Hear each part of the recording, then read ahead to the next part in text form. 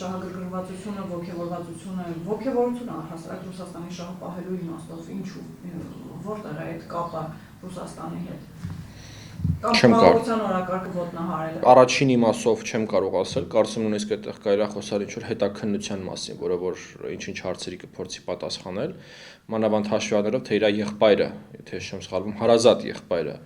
չգիտեմ ոնց է ստացվել, որ մի ընտանիքից երկու եղբայր հայկական եկեղեցու երկու բարձրագույն պաշտոններն են ըստ էության զբաղեցնում, մեկը ուրեմն ամենայն հայոց կաթողիկոսի, մյուսը Ռուսաստանի թեմի առաջնորդի, իսկ ներկայացվածները, որտեղ ամենից շատ հայեր կան, հա, տարօրինակ իհարկե պատմություն է, բայց դա կարա լինի օրինակ Էմարեն օղակը, որի վերաբերյալ կարոշի որ հետաքննություն ուշադրություն դարձնի։ Ինչ վերաբերվում է կարգավորմանը, դա կարգավորումը է, ինչպես նշեցի, դեմ է, որովհետև Ռուսաստանն է այդ կարգավորմանը դեմ։ Որովհետև Ռուսաստանի համար դա ամենավատ սցենարն է այս տարածաշրջանում, եթե այս տարածաշրջանում տեղի ունենում հայ-ադրբեջանական եւ հայ-թուրքական կարգավորում։